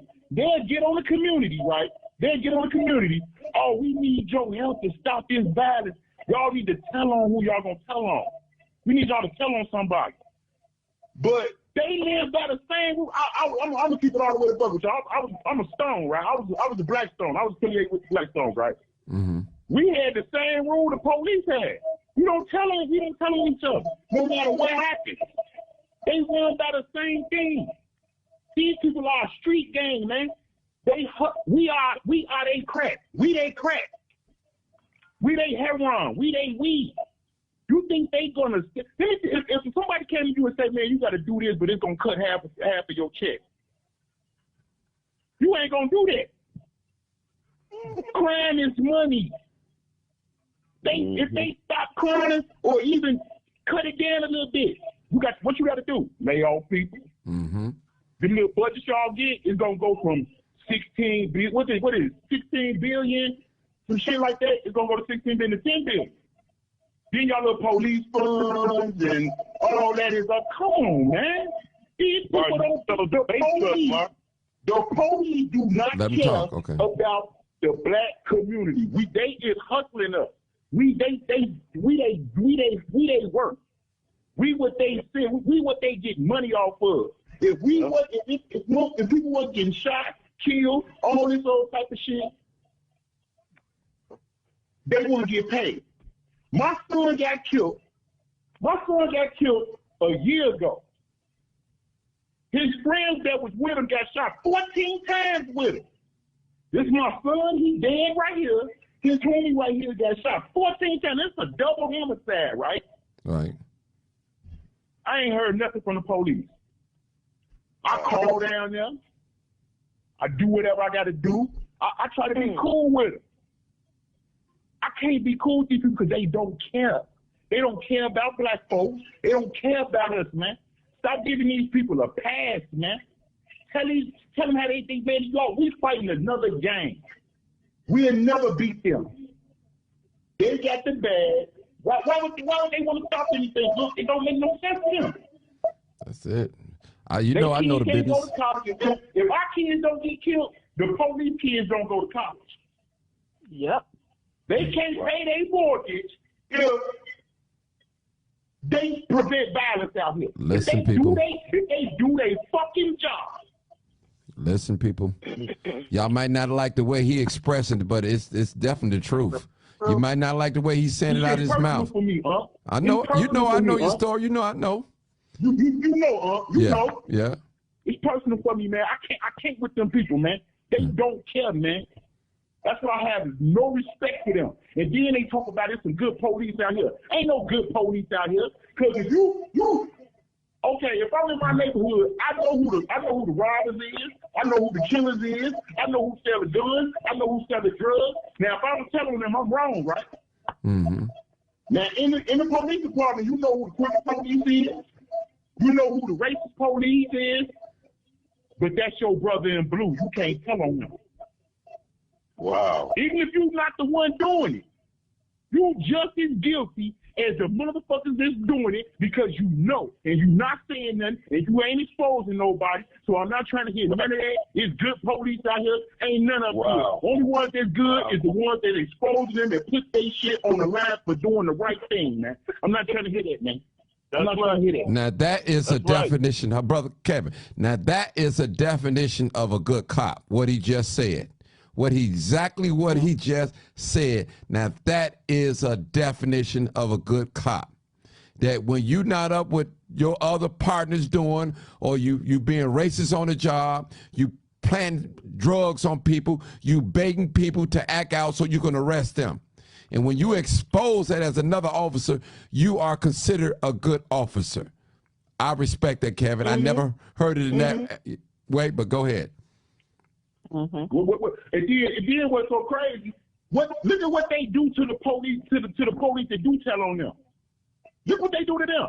That's how you know they dirty. They ostracize them. Oh, you a rat. That's the same thing motherfuckers say in the street if you tell on one of your men. That's true. You a rat. That's true. Y'all, they threaten them, they move, and they oh, you ain't no good. You ain't, they kick them out the union, all this, so you can't come to little drunk parties at the lounge no more. None of that, because you was a rat. Because you was doing what was right. So I have no respect for them. I have no respect for them people at all. They don't care. They out for themselves, man. They a big-ass gang. I tell all of it, you know, I'm always getting into with the police. I don't want to hear none of that. I don't want to hear none of that. I've been messing with y'all for years, man. All y'all dirty, man. Do you know who the racist is in there? Did you tell on them? Do you know who killing these kids? Did you tell on them? Yeah. Because don't get it twisted. Don't think all these murders getting done by these kids. Yeah, I'll say that. Because I can't understand how I live around the corner where 11 people got shot in one night in one crime scene, and two girls got killed. Y'all ain't found them yet. Well, I tell you, 11 people gonna get killed, and y'all ain't shot the person who murdered them. Let me say this, brother Kevin. Let me just help you out a little bit. Now they shut the whole city down for that Chinese man that got killed down in Chinatown. They shut the whole city down for him. But 11 people on 63rd. Man, go on with it, man. We don't care about that. And I'm telling you, the police, I will stick to this with my guns, and I'll say this on the air. The police doing some of these killings, man. I always suspect ain't no way all these killings get, and y'all ain't solving none of them. None of them. It's 7 people getting killed because y'all got to keep the crime going. Let me say this, y'all brother. Got to keep it going. Let me say this, brother Kevin. Kevin, let me talk now. Let me help you out now, and I can help you out with that. You know, I'm the live uncut on crime chaser. I've been saying that, what you just said, I've been saying it for years. Let me give you an example.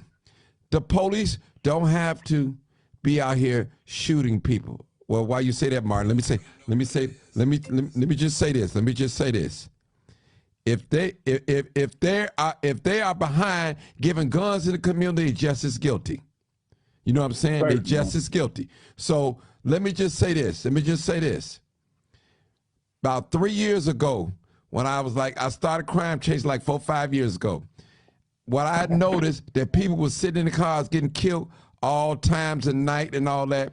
The first thing they would say, it was a black SUV, silver, gray, or white, spared away with no lights plate, no witnesses, nothing. This is what happened to black people in wee hours in the morning. That's what I came up with that term, no sitting in cars in these high crime areas. Late at night, sitting duck is a dead duck. We're still on the subject. So we know this is real out here, people. We know that the guns that's getting in our youth hands, trust me, they are not made in Inglewood. They somehow, some way are getting into youth hands.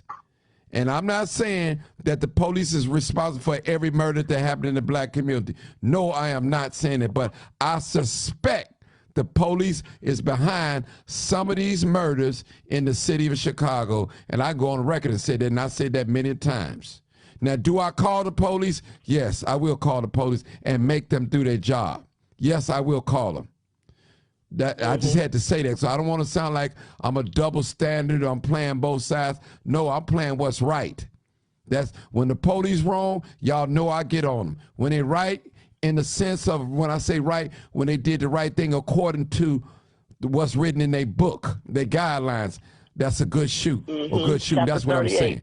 That's what I'm just saying. That's all I'm saying. I'm with what's truth. Truth, that's what I'm all about. And that's fair. One thing about the truth, you don't have to rehearse it. You don't have to practice it. So I understand Chicago police have already proven to us as a community that they can solve crime. Let something happen to one of theirs. They'll show you, they'll send all the best out. They're going to catch them in 24 hours, huh? Yeah. So they'll light you up. I already know that. Ain't nobody dumb about that. They can solve some crime. So don't say the police, Chicago police can't solve no crime. Yes, they know how to solve crime. Is it racially motivated, or is it, let me just say nothing to my brothers out there. Now, y'all know I've been in that life, in that street life. If you get killed in the city of Chicago, I'm going to say this, and it's going to sound harsh. And if you got a felon record and you known to shooting and you have profile gang banging, they are not going to do a thorough investigation, find out the person who shot and killed it. I'm just telling you, they're just not going to do that. And you know the reason why they're not going to do that? They feel like it's a waste of taxpayers' money. A waste of paperwork. Paperwork. I'm just being honest with you, parents, so I don't want to hurt no grieving parent out there. Huh? I'm just being real honest. I'm just being real honest. If your sons, if our daughters is out there snatching and grabbing, even marching and protesting, they don't want to do no investigation. If they screaming F the 12 or saying Black Lives Matter, they're not going to do a thorough investigation. They're not going to do it. I'm sorry. These are the lines that they tell you, Brother Kevin. When you call in, investigate. He's out right now. He's in a meeting. He'll be back on 3. Oh yeah, I know the bill because I went through it, brother. And my nephew got killed, so I know what the script, the lines that they say. I'm telling you, brother, it's all political. If you're not a straight A student, if you don't have a criminal background, if you don't know nobody that you kin to somebody in a high position, your crime probably and maybe won't get solved. I'm sorry. I'm sorry. Yeah, somebody got some. And I'm gonna tell you like this, bro. Somebody got something playing in the back. Hold on, brother. Hey, brother Kevin, hold on. Somebody got something playing in the background. Somebody got to cut something down. I'm at the mute it. Okay, go ahead, brother Kevin. Go ahead. I ain't got nothing on. Go ahead. Yeah, and you know what I'm really starting to believe, right? Yeah. The reason for my son's case not getting solved because we got the same last name. We got the same name. He was a junior, right? Right. Now, I ain't gang banged in 15 to 20 years, man. Mm-hmm. I'm still in the gang file as active. Mm. They take my name in. I'm almost 50 years old, man. I ain't threw up the 5. I ain't did none of this shit in years. They type my name up. Oh, your daddy Kevin? Oh, man, you was gangbanging too. My son wasn't on shit. My son was a lame. I made sure my son was a lame. My son out in the whitest schools out in the south. I moved him from out the city when I knew it was a possibility for him to get caught up in that shit. I moved him out there and you can't come back out here. My son was a nerd. I let my son go visit his grandmother. That's how he got killed. I did everything I was supposed to do. Everything go without the rules off. Move him out the city. Don't let him see what you're doing. Woo, all this old shit. But not let him go see his grandmother. But I know the police, because they asked me my name. They ran my name. I think the thing go active gang number. Man, I ain't been an active gang number in years. I'm an activist with you, what? I know it. You know what I'm saying? I got a whole organization, look. You know what I'm saying? To prevent these kids from getting killed, all this other type of shit. But the mistake I made was naming my son after me. So they're not going to investigate my son. I'm going to stand on that. I believe. Well, I know how it is. And I'm going to tell y'all people, I'm speaking out of pure experience. I'm going to just be honest with you. Do I know some police officers personally? Yes, I do know. You know, and I today, Brother Kevin defined what is a good officer to me. Because actually, I really didn't know what it was a good officer. Because I grouped them all the same, black and white, you know. But he defined it to me. If you're a good officer and you point out racism and cops doing bad things to civilians and doing all that, and you point that out, you are considered to me a good officer. But if you're just being quiet and going along with the status quo, you're not considered a good officer at all in my book. That's just my definition, the crime chaser. I'm gonna go on the record and put it out there. That's it. Now, you can smile and grin, and you can take a picture with me, and we both smile and everything and do great things in the community. But if you don't speak out against that racism, that bias, that intimidation, that stop and frisk and trying to find something wrong, you are dead wrong too. That's it, point blank. And I understand why the black community don't want to work with the police. And even now, let me go on record and say this. Now, I work with a gentleman that holds basketball tournaments, and he works with the fire department and the police department. But majority, 99.9 are the black officers. It's really no white officers that come to participate in getting into the community events. None. And that's sad. And listen, we have more white police officers than we have police. I'm telling you, people, we have more white police officers controlling the black community than the blacks. I believe it's only 2,500 black officers versus 9,000 white officers and others. That's come on now. And I'm not against nobody out there that's trying to be a police officer. I want to put that out there too. Because if you can come in and help straighten out this mess that is in the police department, good luck. I don't like to use good luck, but good luck if you can. If you can. So I'm not discriminating against nobody being a police officer. If you want to be a police officer, be one. But the only thing I ask you, do the right thing by your people. Do the right thing. Don't be up with all that planting drugs on people, stealing, robbing drug dealers, and writing bogus tickets and lying on people and lying under oath and all that. Don't do that. It's not worth it because it's going to come back to you.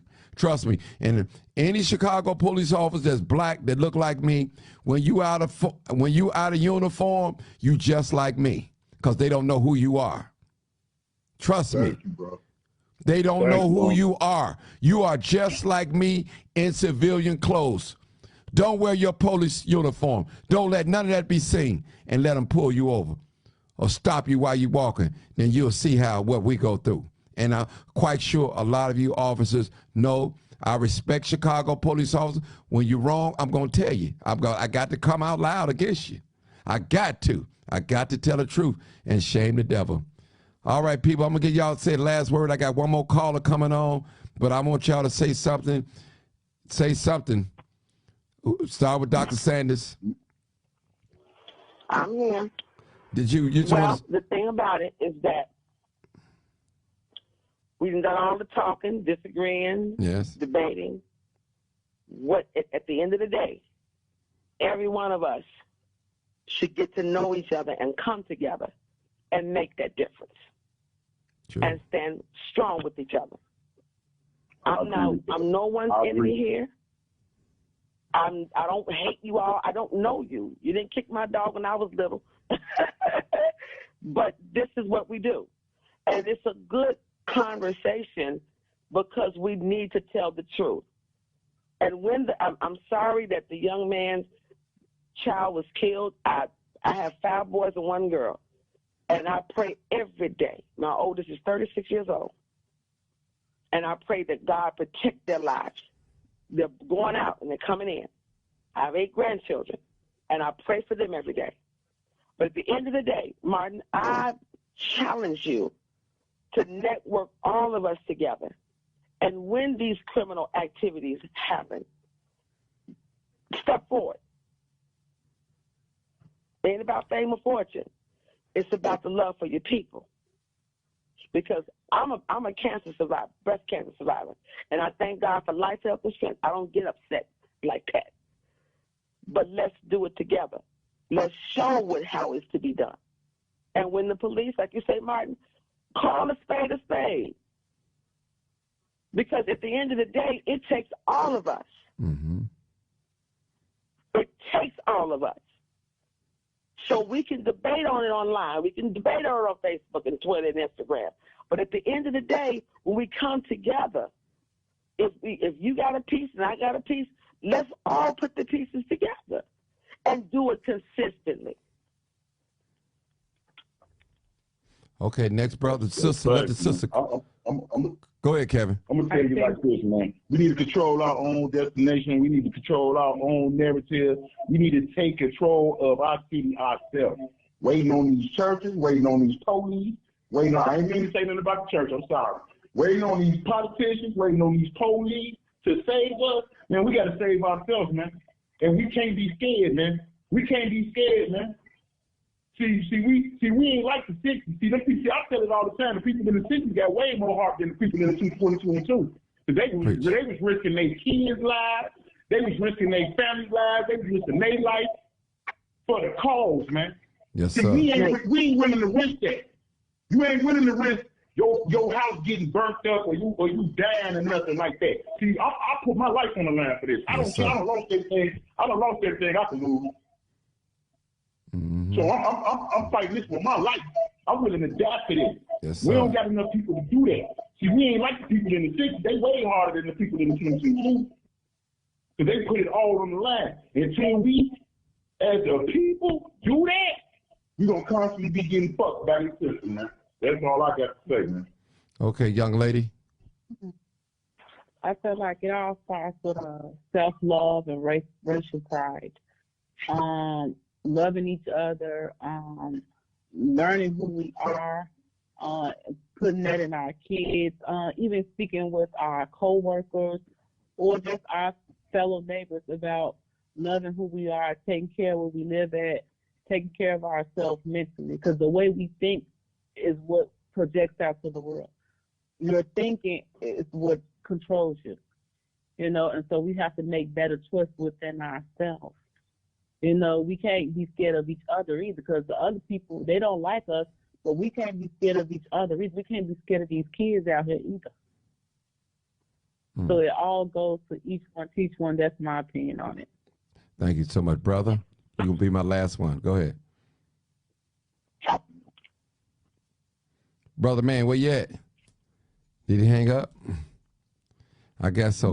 He might have hung up, huh? He might have hung up. Okay, y'all, thank me. I got one more person I got to call, and I appreciate y'all. Y'all can stay on if you want to. Matter of fact, let me see this brother. I got to call him. I got to get up tomorrow. Okay, you can hang up. Go ahead, sister. Go ahead. All right. Thank you so much. I'll talk to you tomorrow. All right. All right. Okay. All right. Yeah, this is live on cut. Hold on, brothers. I'm going to call this brother because I told him he had called. I told him I was going to call him back. And okay.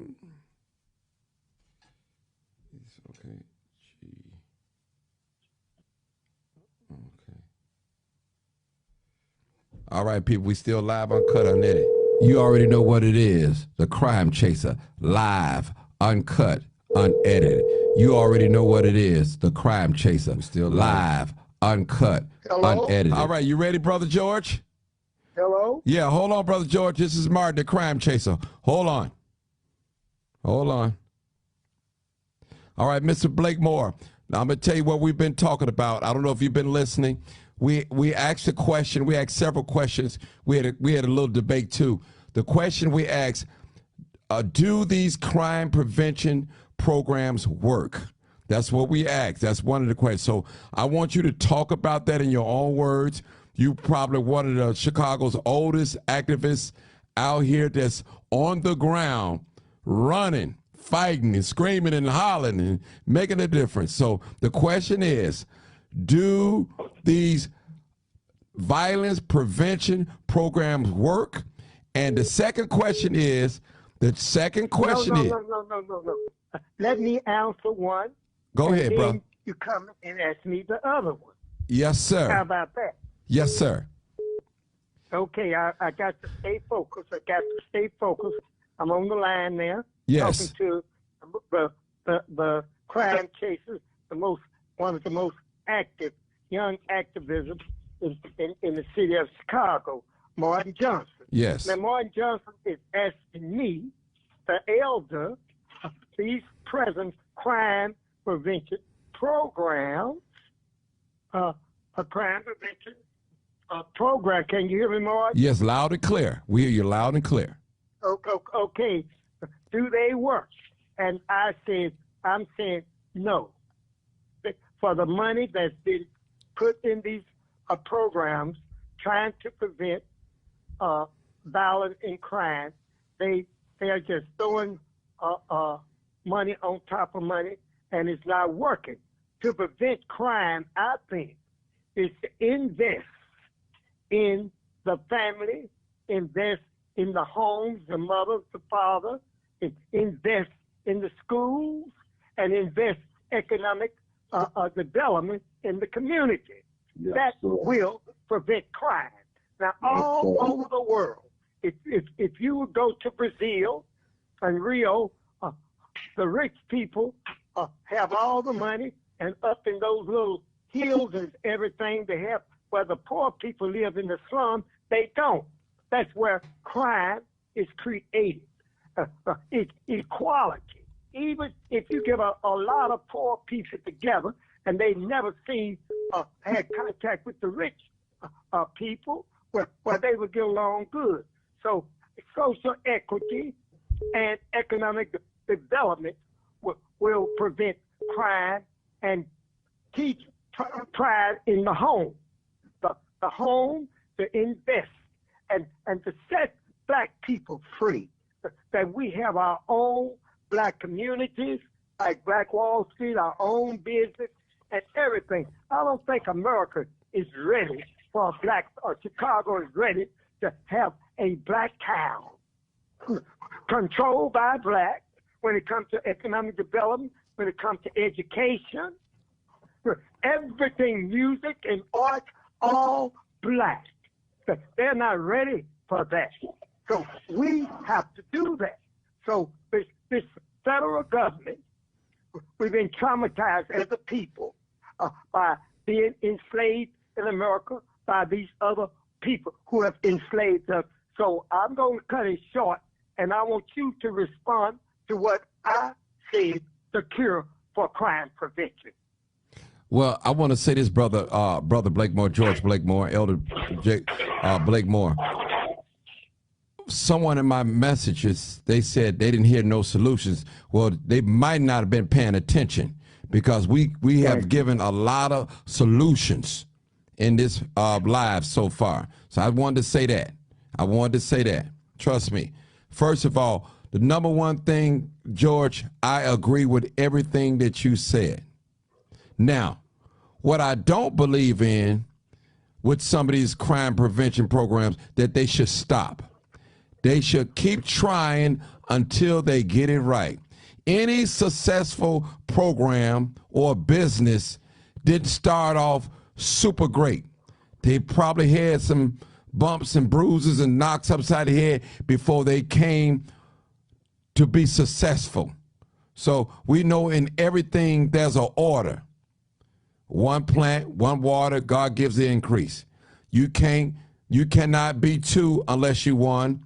You can't be three unless you become two first. So there's an order. So I'm selling to any violent prevention program that's out there I believe that's really not working. But I'll say this to you. You have to keep tweaking it until it becomes great. I'll say that. Now, we had a brother on here earlier today before you got on here, Brother George. He named two programs, one in California and another part of California, I think San Francisco, that it worked. He said that we should model after these crime prevention programs. All right, now, George. Now, the second question is, why some of these violent crime prevention programs don't want to work with the police? I'm asking you as an elder. I'll say it again. I'm sure they want to work with the police, but the police are traditional, has been part of our problem. The white police union, the racist Ku Klux Klan, policemen in the city of Chicago, they are part of the problem. They bring the drugs in, they harass the young men and women, but a good police department, I'm sure if they would have an honest police department, a good police union, policemen with integrity, wanting a safe community, and unity in the black community, have a diverse police staff where the police would reflect a community, mean by color. And when I say diverse, I mean having mostly black policemen in policing a black community. Well, then I think that they would work with the policemen, but historically, here in the city of Chicago, in Cook County, and in Illinois, and in the United States of America, the policemen have been proven to serve and protect a white power structure, not serve and protect blacks. So the king has his own army, and that's what you call a military. The police, those are the little armies in Minnesota and Alabama, Jackson, Texas, here. So I think that they would work with the police if they was really a police force that serves and protects the citizens. So I think that's a good idea for the policemen and the crime prevention of men and women, and have these contracts with the city, that they both work together. And this would be very good. But the black people do not trust the police. Do you agree or disagree? You don't have to agree with me, sir. Brother, I agree with you. Ain't no listen. You ain't got to say, brother. I'm listening to I'm standing down. I'm the crime chaser. So you know, I've been saying this for maybe not longer than you, but I've been saying this for a while. You know, see the thing is, I think Brother Kevin, he may not have said it in a traditional way, or well, you know, but you know, he said it in a way that he know how to express it. The other gentleman that's on here, you know. He was stating that he don't trust the police. Don't trust them. And he got every reason to believe that. We all have every reason to believe. The police have proven to us that we means nothing to them. By the way they handle our case, by the way they come in our communities, by the drugs and guns. Killers. Yes, yes. The illegal killing, you shooting people in the back. You know, and you scream. Times. Yeah, right. Yeah. So I think I'm just elated over you with your radio program, and I hope your followers and everything, you can work this out where you can do this full time. This is your passion, and I know you have to go. You have your second job.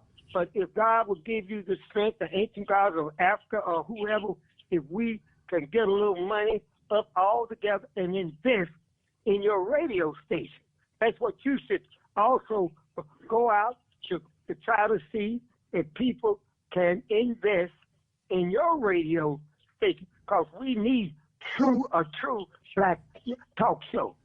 We don't have one in the city. WVON is owned by a white, a Clear Channel, or whoever, but we need our own black talk show. Now, you're doing it on a very small level, and that's your own money, and that you have invested to reach out to our people.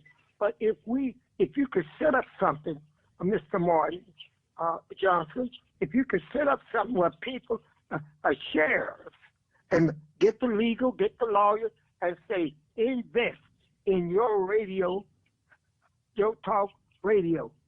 And we don't want it to be so entertainment. We want it to be mostly educational. Yes. And people can call in. But so that's your passion. So what you probably have to do is stay on the plantation and do your own little work and then invest the money. But people got to invest in this. But you trying to set up now, it got to grow. Yes. We must have an independent talk radio where we won't have big sponsors like white folks sponsoring us that can critique what we discuss. Our little dollars come together. Now, you got to think on that level, Martin. Say, each one of you give $50. I give 50, you give 100, you give 25, and we're going to open up this radio station and have them to have shares. Make it legal, make it open, make the board. And because, you know, black people always think somebody else trying to steal the money and it's a pyramid or something. Mm-hmm. But just go to put it on the market. Put it on legally on the market that we can invest in. What's the name of this radio program I'm talking to? Live, uncut. Listen, you already know what it is. The Crime Chaser. Live, uncut, unedited. You already know what it is. The Crime Chaser. Live, uncut, unedited. Go ahead, George. Yes, well, I'm saying you got to think big. That's right. And you start little, you didn't bought the equipment and everything, so you would have to let everybody buy a share. A share. Like, and your share on the market or something is $50, $100. You got to go somewhere. Some of our young people know about business. They've gone to school for that. And you sit down and tell them your vision and ask them how can they work this out. That I, George Blingmore, can give $100, can give $50, and I can get my little half a share. And then somebody else give $300, they'll get more. But all of us will be invested in our radio station. And you will be the CEO. And you have every right to put yourself on a salary.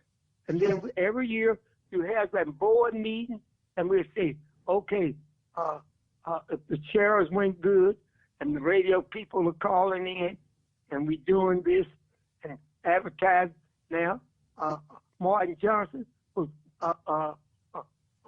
I've been working free for y'all, but now I want $100,000. Oh, Martin, you get $100,000? Yes. I set it up. I initiated. We all get our shares, and you pay yourself $100,000, $200,000. That's not a lot of money. Pay you.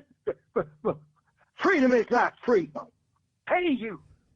You can't go around here spend all your damn time trying to liberate somebody that don't want to help liberate themselves. And then some of them are coming in. Martin is getting paid. He's the CEO. Well, hell yeah. That was Martin, and we want him to get paid. We want him to succeed. And we're going to help him. Because when he succeeds, we succeed. We're in this together. And I want you to visualize that the bigger it grows, the bigger it grows, the more you make. And I don't want you, Martin, after you get this radio off and make it real good and the rest of the board, then you go and sell it to some white folks. No, bro. You say, I get $1 million now. I did so. Now I'm going to sell out. No, you cannot. If you do, get a younger person in to run the radio station and help them. It's about the money, and there's nothing wrong with black people not having a problem with money. This is a beautiful idea that you have here, Martin. It'll help you get the message out, and it'll help the people to hear the message. And the people will be invested in themselves. What about that idea? That sounds great. I just want to let the public know that I didn't tell you to say that, but you said it on your own. So I just want to let them know, because, sometimes you got to tell the truth and shame the devil. It's a wonderful idea. I mean, I'm going on with you all or without you, because I made in my mind that I'm straight, I'm focused, and I'm going to do this. I'm going to get the message out. And that's the purpose of this station here to get our message out, not just to chase crime only, but we need to talk about other issues, politics, churches, all different types of things, relationship, teen pregnancy. We need to talk about a whole bunch of things, health Our people have many different problems. Yes. All kind of problems. Financial. That's right. So don't just think I'm a dummy around here. Go ahead, Brother George. Yeah, that's what I want, Tyrone. I mean, not you, Tyrone. And we want to reach out to every organization and tell them, say freedom. They know freedom is not free, but so many of our people have invested in these pyramids and these old church pyramids and different old shit. Bro. Huh? Yeah, Am I getting off the topic? No. Go ahead, Doc. Go ahead, Brother Big Boy. Go ahead. You're all right. No. Well, I was just saying, black people are scared to trust another black. But they'll trust old preacher, Reverend Woo Woo, and give him the money. They're the old Reverend Woo Woo, and they'll walk around and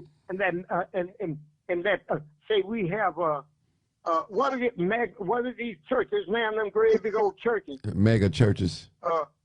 Mega churches, and a mega preacher. But you come and they won't trust. They won't trust. But they say, you need. And when they give money to Reverend Woo Woo, they don't get no goddamn receipt. They don't get no investment. What did they get from Reverend Woo Woo when he died and all of that church split up, and then Reverend Woo Woo children get all that money? We got to have a business plan. You have a business plan, and we all come in and invest.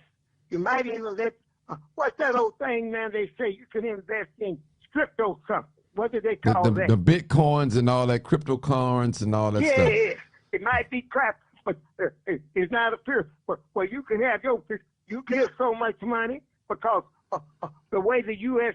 government is set up and everything, that's a game too. That Federal Reserve, that's money and taking it, and the rich get rich. You laughing about Bitcoin? The federal government sets that up. They got their own damn Bitcoin. Those federal banks, how they take the money and do this and do that, and the rich get rich and the poor get poor. That's a game too. Let me say this, Brother George. We're gonna close out in a minute. They faces is on the money, so they control the money. They tell you what the dollar's worth. They make it go up and they can make it go down. So they are the masters of this currency. Am I right, Brother George? Oh, thank you so much, Mr. Martin, for allowing me. Cause I got on, I was on my live Facebook because you said you were gonna call me back, and I would say, Martin is jealous. Martin wouldn't let me come on his show tonight. I didn't call your name. So I say, one of the activists is opening up a radio, and he's thinking that I'm going to steal the thunder. He said he's going to call me back, and he didn't call me. Well, you did call me, and we got to learn to trust each other. Black people don't trust another black, but they'll trust a white man. They'll trust an Asian.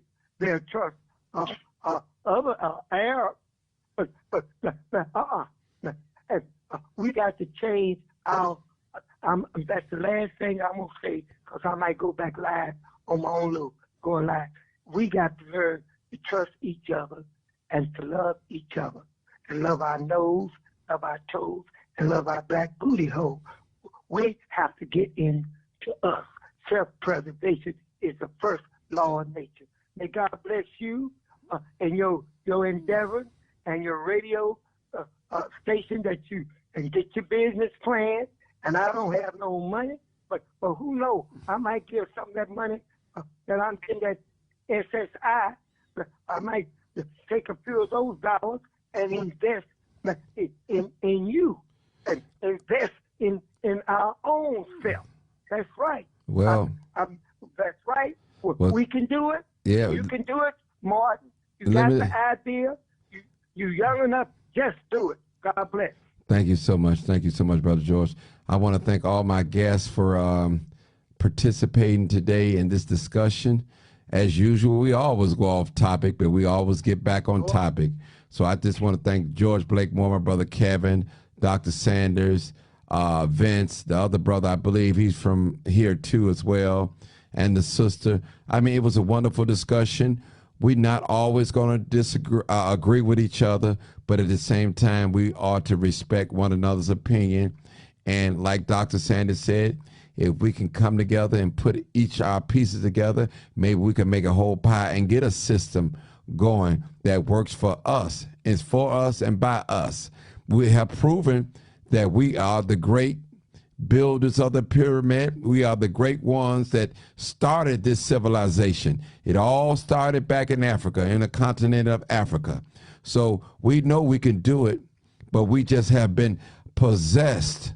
We have been conquered in this country. We have been made to speak the language and think the way our oppressors have influenced us to think. But we are learning to unlearn, to relearn. I'm going to say it again. We're learning to unlearn, to relearn all over again. Thank you so much. This is live, uncut, unedited. Y'all already know what it is. The Crime Chaser, live, uncut, unedited. You already know what it is. The Crime Chaser, live, uncut, unedited.